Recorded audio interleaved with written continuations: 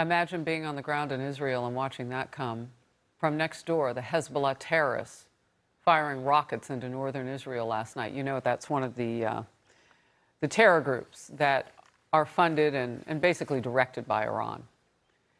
The entire Middle East now is on high alert as the U.S. reportedly believes Iran will directly attack Israel as soon as today. President Biden is expected to gather his National Security Council for a meeting in the Situation Room just a few hours from now.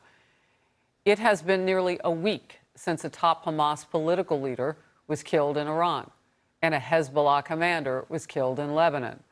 Critics say the Biden-Harris administration got us here.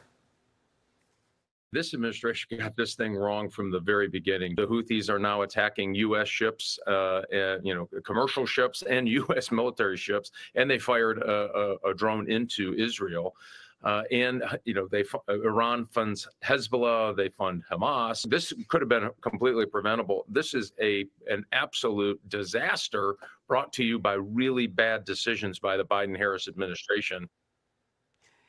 And our nation is boosting military presence in the region. U.S. Defense Secretary Lloyd Austin announced the Pentagon will deploy additional fighter jets and Navy warships, including cruisers and destroyers, which can shoot down ballistic missiles. Trey Yingst in Haifa, Israel, with more now. How that nation where you are is preparing for what we know or highly suspect will be an imminent attack. Trey. Yeah, Harris, good morning. Israel is on edge today as the country braces for an attack from Iran and its proxies. The Wall Street Journal reports that Iran told U.S. and Arab diplomats it didn't care if a counterattack caused a war in the region. We do know just yesterday, Jordan's foreign minister traveled to Iran for a meeting. President Biden scheduled to speak with Jordanian King Abdullah II today, but there has been very little public Iranian interaction with those trying to avert a crisis. With this in mind, Israel is taking steps to prepare for a prolonged conflict, as reports indicate the initial Iranian response could come in waves and include extensive missile and drone attacks. Iran's top IRGC general saying this today. When it receives a firm response, it will realize it has been wrong. They keep making miscalculations. They repeated this mistake this time too. They will once again get a taste of our punishment. They will find out when, where, and how we will retaliate. It is ambiguous and indeterminate. A document sent to mayors of northern cities told officials here to prepare for water outages, power cuts, and evacuations. And in Jerusalem, an underground command bunker for government officials was opened by the Shin Bet security agency. Preparations for war in the north and with Iran comes as fighting rages on inside the Gaza Strip. Israeli negotiators traveled to Cairo, Egypt this weekend for talks about a possible ceasefire, but made no progress. Israel has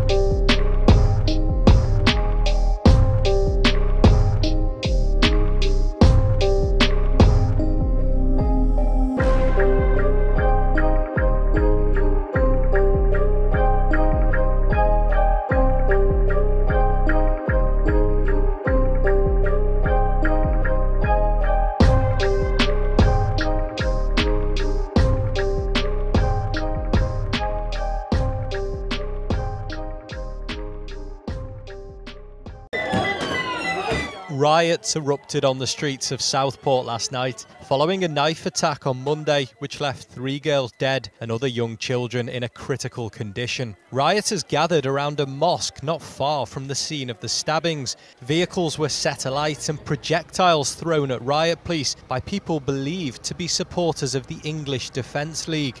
Residents trapped inside their homes watched the mayhem unfold from their windows. Some police officers were seriously injured with broken bones, lacerations and concussion. North West Ambulance Service treated 39 police officers, with 27 of them taken to hospital. These violent scenes have been condemned by the government. The community there are absolutely reeling from the horrific incident that took place 2 days ago, and to have that space that they need to process the trauma, to grieve, overshadowed by this violence and disorder, I think is completely unacceptable. And it's right that the Prime Minister and the Home Secretary have made clear that those responsible, in many cases from what we can tell, not from the town or even from Merseyside, should feel the full force of the law. 3 little girls, Elsie, Alice and Bibi, were killed in Monday's attack. This quiet town was already weighed down by grief, adding to that burden the clean-up from last night's chaos. I was trying to hold my gate there closed because I've got 2 kids inside, so they were frightened there. So they were just climbing over the fences there. Tried to rip off my wall, they tried to put the sun on fire, moved my car on the driveway there just to make sure it's not going to get destroyed. All the bins were flying from here. It's just terrifying, isn't it? Before the riots, a vigil was held in Southport. Families and children among the thousands who went. The community came together before others tried to tear it.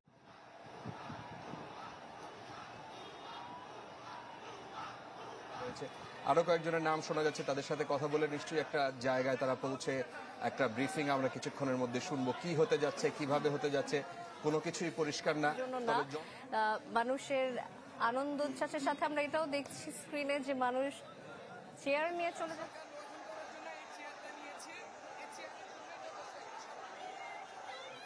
অনেক অনেক বাংলাদেশের আইন শৃঙ্খলা বাহিনীর সদস্য, পুলিশের সদস্য প্রাণ হারিয়েছেন। সত্যি কথা বলতে আমরা দেখতে পাচ্ছি যে এখানে এই যে গণভবনের ভিতরের মাঠ রয়েছে বিভিন্ন, সেখানে কিন্তু মানুষজন ঢুকছে, তারা বলছে যেটি যে